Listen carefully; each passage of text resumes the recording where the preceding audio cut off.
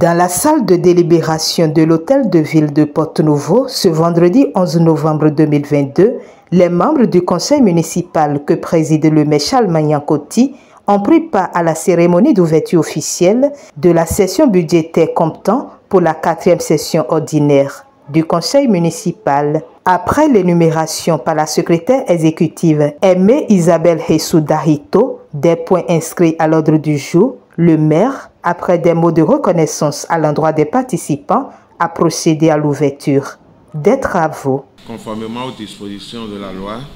la session d'octobre est une session budgétaire et le budget doit être voté au plus tard le 15 novembre conformément à l'article 427. Je remercie donc tout particulièrement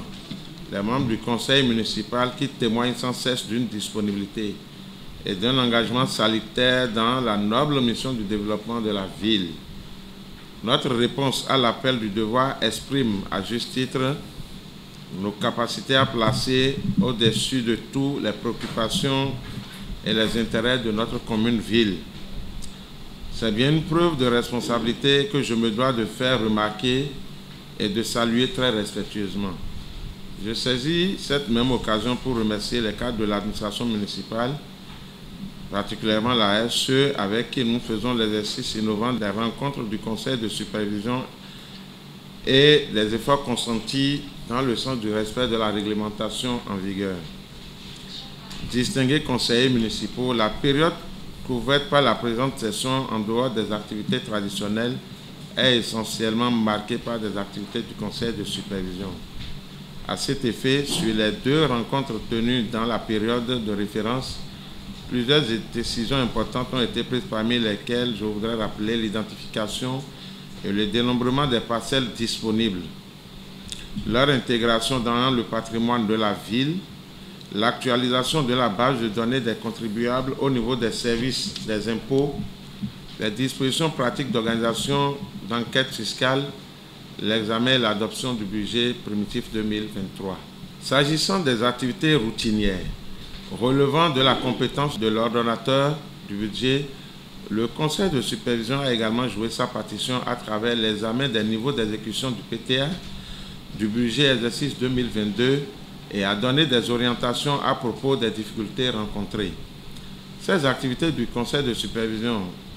et de la secrétaire exécutive sont consignées dans les rapports soumis à votre appréciation en vue de la validation. Comme vous pouvez le constater,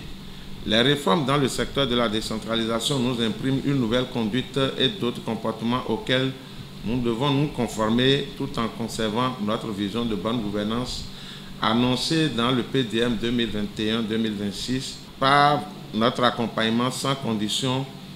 des nouveaux cadres de la ville. En tout état de cause, les défis régaliens que nous impose la loi seront relevés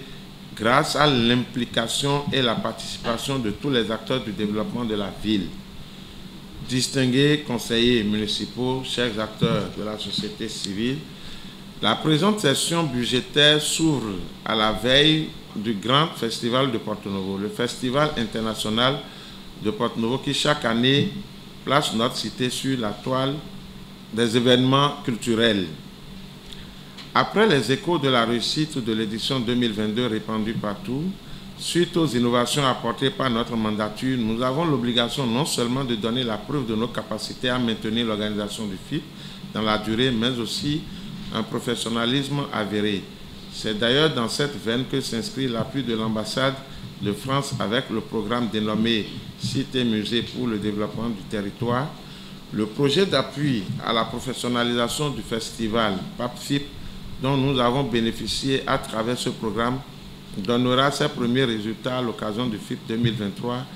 et le défi d'une organisation de cette messe culturelle annuelle de la ville de Porto-Novo nous interpelle tous. C'est pourquoi nous devons unir nos forces pour rendre l'édition 2023 plus attractive que celle de l'année 2022 sur tous les plans. Je m'en voudrais de ne pas rappeler les besoins de clarification exprimés par les membres du conseil municipal sur la gestion financière du FIP 2022. En effet, sur recommandation du Conseil, un comité de contrôle des dépenses de la dernière édition du FIP est mis en place par l'arrêté numéro 10 MPN 172 SE-DAF-CJ-SAC depuis le 27 octobre 2022 et ce pour une durée de 3 semaines. Le rapport du comité sera soumis à l'appréciation du Conseil. D'autres actions phares ont été réalisées au cours de la période, notamment sur la construction de l'hôtel de ville et la mise en œuvre des dernières activités dans le cadre de la convention qui nous lie à l'Association internationale des maires francophones AIMF. S'agissant de l'hôtel de ville, j'ai le plaisir de porter à la connaissance du conseil municipal que la cérémonie officielle de remise du site a été organisée le 28 octobre 2022.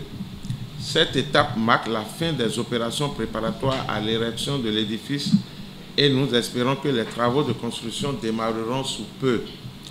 pour le bonheur des populations de notre ville et à la satisfaction des cadres de la municipalité qui souffrent le martyre depuis plusieurs années en travaillant dans des conditions difficiles. S'agissant du partenariat avec l'AIMF,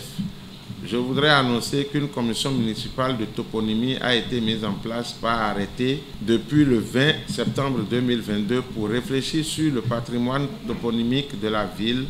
en vue de favoriser l'édition et la diffusion d'ouvrages toponymiques de référence. Sur la question, je dois vous avouer que le principe de base retenu est d'honorer la mémoire des filles et fils de notre pays et surtout de notre ville à travers l'attribution de leur nom à des artères et rues principales de la ville de Porto-Novo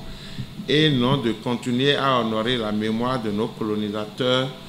comme ce fut le cas. Nous exhortons les membres de la commission à documenter leur choix par des histoires vraies qui exhibent la bravoure et le mérite des fils de notre ville et du pays pour doter la ville de discours muséographiques d'attractions touristiques. Mesdames et messieurs les membres du conseil municipal de Porto-Novo, distingués invités, c'est sur ces notes d'exhortation que je déclare ouvert ce vendredi 11 novembre 2022 les travaux de la session budgétaire de la 4e session ordinaire du conseil municipal de Porto-Novo. Ainsi ouverts, les travaux de cette session budgétaire vont se tenir sur 2 jours.